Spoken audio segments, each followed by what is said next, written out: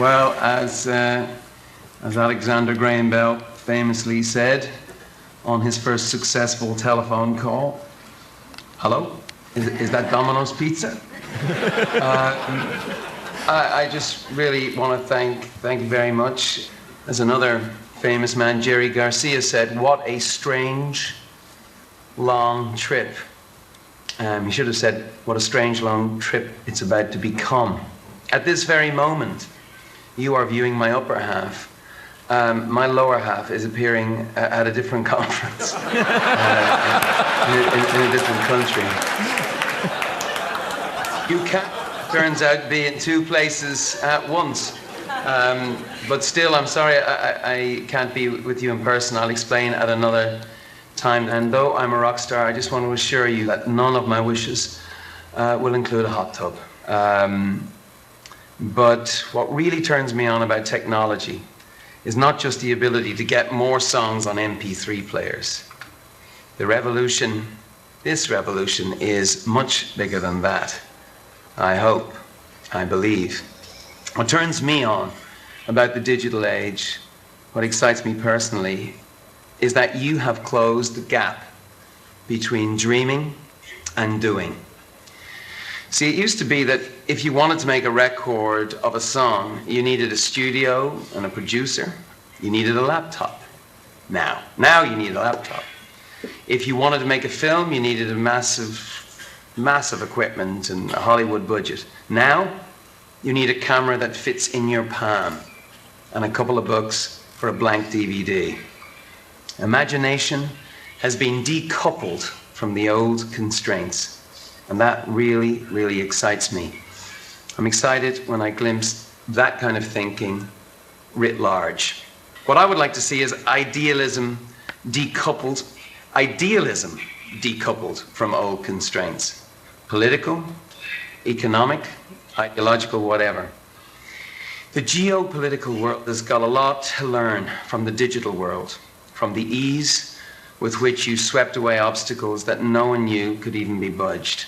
And that's actually what I'd like to talk about today. First, though, I should probably explain why and how I got to this place. It's a journey that started 20 years ago. You may remember that song, We Are the World, or Do They Know It's Christmas? Band-Aid, Live Aid. Another very tall, grizzled rock star, my friend Sir Bob Geldof, issued a challenge to feed the world.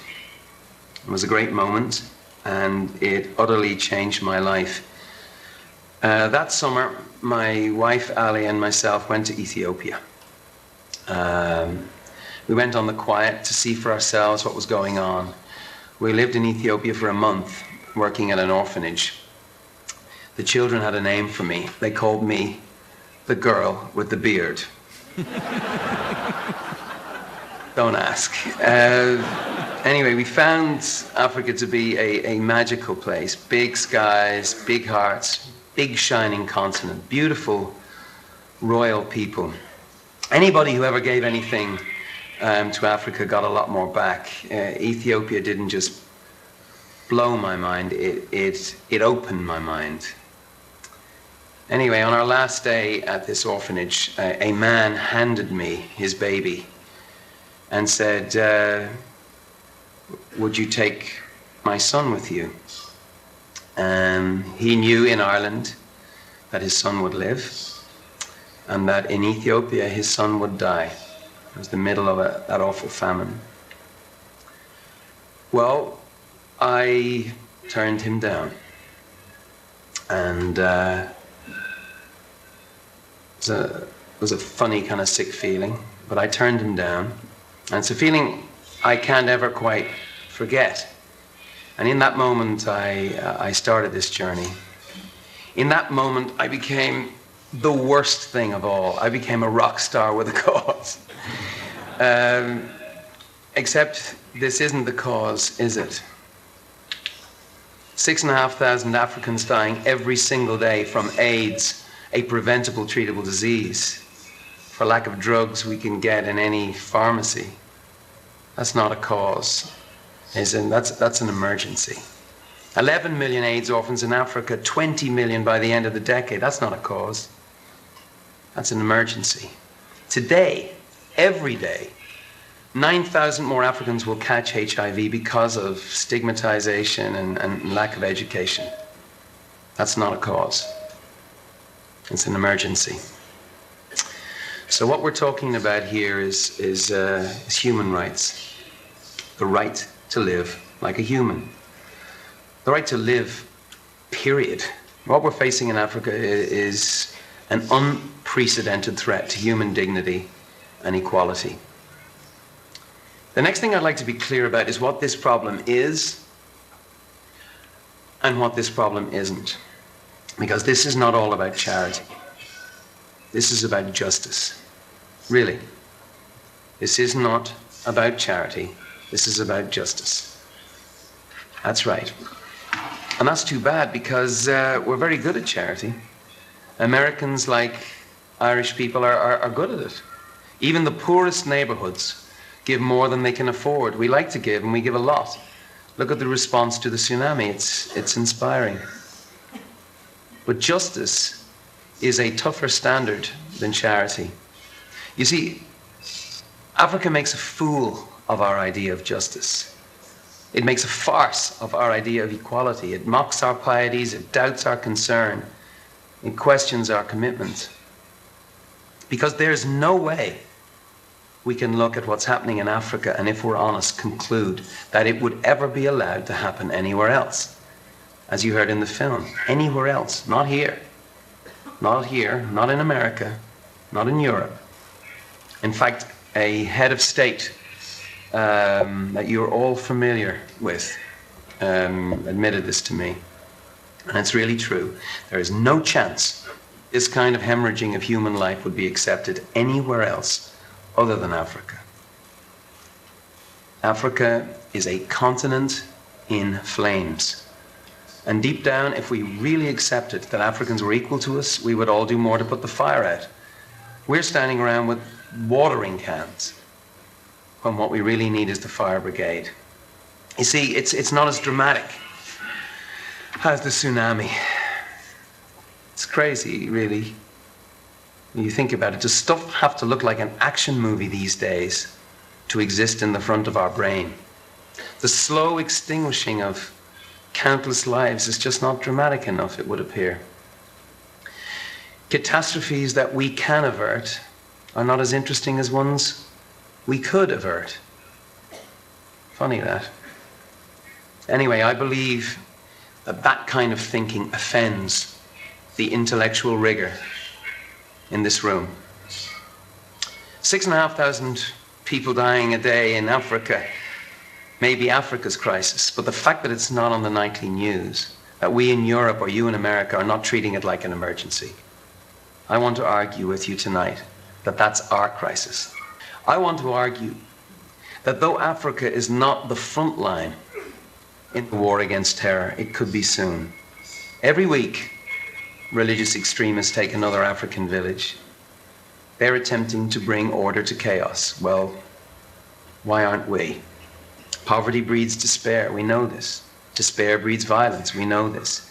In turbulent times, isn't it cheaper and smarter to make friends out of potential enemies than to defend yourself against them later?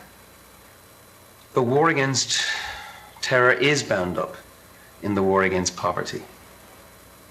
And I didn't say that. Colin Powell said that. Now, when the military are telling us that this is a war that cannot be won by military might alone, maybe we should listen. There's an opportunity here, and it's real. It's not spin, it's not wishful thinking. The problems facing the developing world afford us in the developed world a chance to redescribe ourselves to the world. We will not only transform other people's lives, but we will also transform the way those other lives see us. And that might be smart in these nervous, dangerous times. Don't you think that on a purely commercial level, that antiretroviral drugs are great advertisements for Western ingenuity and technology? Doesn't compassion look well on us? And let's cut the crap for a second. In certain quarters of the world, brand EU, brand USA is not at its shiniest. The neon sign is fizzing and cracking. Someone's put a brick through the window. The regional branch managers are getting nervous. Never before have we in the West been so scrutinized. Our values, do we have any? Our credibility. These things are under attack around the world. Brand USA could use some polishing. And I say that as a fan, you know, as a person who buys the products. But think about it. More antiretrovirals. It makes sense. But that's just the easy part, or ought to be. But equality for Africa. That's a big, expensive idea. You see, the scale of the suffering numbs us into a kind of indifference. What on earth can we all do about this?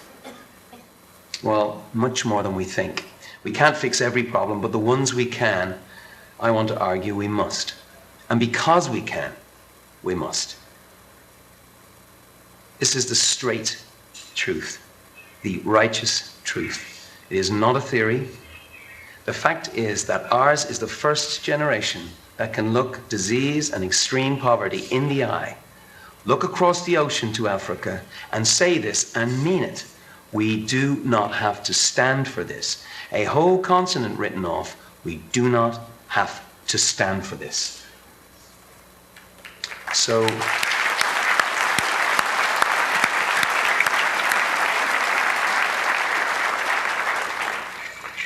and let me say this without a trace of irony before I back it up to a bunch of ex-hippies. Forget the 60s. We can change the world. I can't. You can't as individuals. But we can change the world. I really believe that. The people in this room, look at the Gates Foundation. They've done incredible stuff, unbelievable stuff. But working together, we can actually change the world. We can turn the inevitable outcomes and transform the quality of life for millions of lives who look and feel rather like us when you're up close. I'm sorry to laugh here, but you do look so different than you did in Haight-Ashbury in the 60s.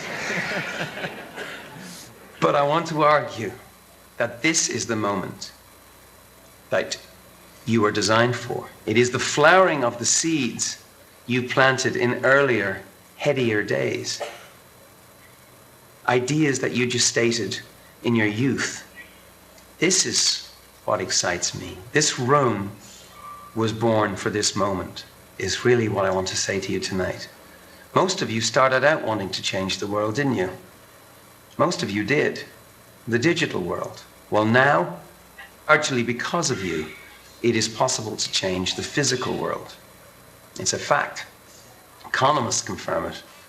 And they know much more than I do. So why then are we not pumping our fists into the air? Probably because when we admit we can do something about it, we've got to do something about it. It is a pain in the arse. This equality business is actually a pain in the arse. But for the first time in history, we have the technology, we have the know-how, we have the cash, we have the life-saving drugs. Do we have the will? I hope this is obvious, but I'm not a hippie, and I'm not really one for the warm, fuzzy feeling. I do not have flowers in my hair. Actually, I come from punk rock. The Clash wore big army boots, not sandals. But I know toughness when I see it. And for all the talk of peace and love on the West Coast, there was muscle to the movement that started out here. You see, idealism detached from action is just a dream. But idealism allied with pragmatism, with rolling up your sleeves and making the world bend a bit, is very exciting. It's very real, it's very strong, and it's very present in a crowd like you. Last year, Data, this organization I helped set up, we launched a campaign to summon this spirit in the fight against AIDS and extreme poverty. We're calling it the One Campaign. It's based on our belief that the action of one person can change a lot, but the actions of many coming together as one can change the world. Well, we feel that now is the time to prove we're right. There are moments in history when civilization redefines itself. We believe this is one. We believe that this could be the time when the world finally decides that the wanton loss of life in Africa is just no longer acceptable. This could be the time that we finally get serious about changing the future for most people who live on planet Earth. Momentum has been building, lurching a little, but it's building. This year is a test for us all, especially the leaders of the G8 nations, who really are on the line here, with all the world and history watching. I have been, of late, disappointed with the Bush administration. They started out with such promise on Africa. They made some really great promises, and actually have fulfilled a lot of them, but some of them they haven't. They don't feel the push from the ground, is the truth. But my disappointment has much more perspective when I talk to American people and I hear their worries about the deficit and the fiscal well-being of their country. I understand that. But there's much more push from the ground than you'd think if we got organized. What I try to communicate, and you can help me if you agree, is that aid for Africa is just great value for money at a time when America really needs it. Putting it in the crassest possible terms, the investment reaps huge returns, not only in lives saved, but in goodwill, stability, and security that we'll gain. So this is what I hope that you'll do, if I could be so bold, and not have it deducted from my number of wishes. What I hope is that beyond individual merciful acts, that you will tell the politicians to do right by Africa, by America, and by the world. Give them permission, if you like, to spend their political capital and your financial capital, your national purse, on saving the lives of millions of people. That's really what I would like you to do. Because we also need your intellectual capital, your ideas, your skills, your ingenuity. And you at this conference are in a unique position. Some of the technologies we've been talking about, you invented them, or at least revolutionized the way that they're used. Together, you have changed the zeitgeist from analog to digital and pushed the boundaries. And we'd like you to give us that energy. Give us that kind of dreaming, that kind of doing. As I say, there's two things on the line here. There's the continent, Africa. But there's also our sense of ourselves. People are starting to figure this out. Movements are springing up. Artists, politicians, pop stars, priests, CEOs, NGOs, mothers' unions, students' unions. A lot of people are getting together and working under this umbrella I told you about earlier, the One Campaign. I think they just have one idea in their mind, which is where you live in the world should not determine whether you live in the world. History, like God, is watching what we do. When the history books get written, I think our age will be remembered for three things. Really, it's just three things this whole age will be remembered for. The digital revolution? Yes. The war against terror? Yes. And what we did or did not do to put out the fires in Africa. Some say we can't afford to. I say we can't afford not to. Thank you.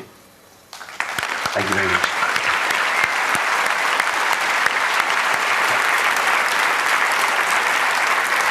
Okay, my 3 wishes. The ones that Ted has offered to grant. You see, if this is true, and I believe it is, that the digital world you all created has uncoupled the creative imagination from the physical constraints of matter, this should be a piece of piss. I should add that this started out as a much longer list of wishes, most of them impossible, some of them impractical, and 1 or 2 of them certainly immoral. This business gets to be addictive, you know what I mean, when somebody else is picking up the tab. Anyway, here's number 1. I wish for you to help build a social movement of more than 1 million American activists for Africa. That is my first wish. I believe it's possible. A few minutes ago, I talked about all the citizen campaigns that are springing up. There's lots out there. And with this one campaign as our umbrella, my organization, Data, and other groups have been tapping into the energy and the enthusiasm that's out there from Hollywood into the heartland of America. We know there's more than enough energy to power this movement. We just need your help in making it happen. We want all of you here: Church America, Corporate America, Microsoft America, Apple America, Coke America, Pepsi America, Nerd America, Noisy America. We can't afford to be cool and sit this one out. I do believe if we build a movement that's 1 million Americans strong, we're not going to be denied. We will have the ear of Congress. Will be the first page in Condi Rice's briefing book, and right into the Oval Office. If there's 1 million Americans, and I really know this, who are ready to make phone calls, who are ready to be on email, I am absolutely sure that we can actually change the course of history for literally for the continent of Africa. Anyway, so I'd like your help in getting that signed up. I know John Cage and Sun Microsystems are already on board for this, but there's lots of you we'd like to talk to. Right, my second wish, number 2. I would like 1 media hit for every person on the planet who is living on less than $1 a day. That's 1 billion media hits. Could be on Google, could be on AOL. Steve Case, Larry, Sergey, they've already done a lot already. Could be NBC, could be ABC. Actually, we're talking to ABC today about the Oscars. We have a film produced by John Kamen at Radical Media. But you know, we need some airtime for our ideas. We need to get the math. We need to get the statistics out to the American people. I really believe that old Truman line that if you give the American people the facts, they'll do the right thing.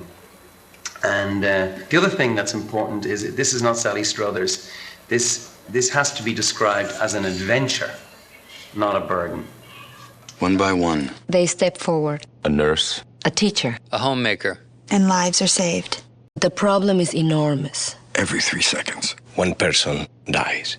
Another 3 seconds. One more. The situation is so desperate in parts of Africa, Asia, Even America. that aid groups, Just as they did for the tsunami. Are uniting. As one. Acting. As one. We can beat extreme poverty, Starvation. AIDS. but we need your help. One more person. Letter. Voice. will mean the difference between life and death. For millions of people. Please join us. By working together. Americans have an unprecedented opportunity. We can make history. We can start to make poverty history. One. By one. By one. Please visit one at this address. We're not asking for your money. We're asking for your voice. All right. I wish for TED to truly show the power of information, its power to rewrite the rules and transform lives by connecting every hospital, health clinic, and school in one African country. And I would like it to be Ethiopia. I believe we can connect every school in Ethiopia, every health clinic, every hospital. We can connect to the internet. That is my wish, my third wish. I think it's possible. I think we have the money and brains in the room to do that. And that would be a mind-blowing wish to come through. I've been to Ethiopia. As I said earlier, it's actually where it all started for me.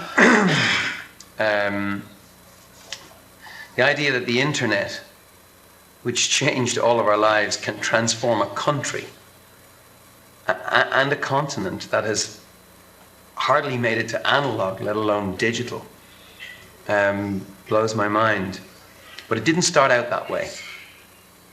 The first long-distance line from Boston to New York was used in 1885 on the phone. It was just 9 years later that Addis Ababa was connected by phone to Harare, which is 500 kilometers away.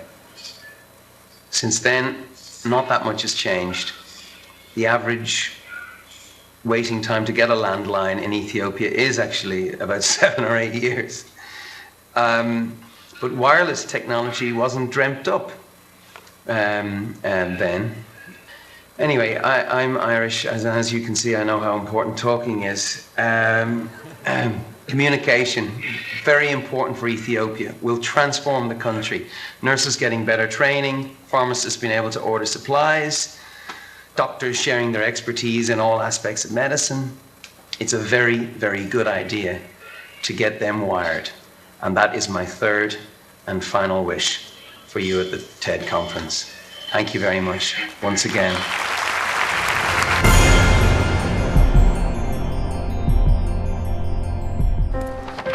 What if great ideas weren't cherished? What if they carried no importance? Or held no value?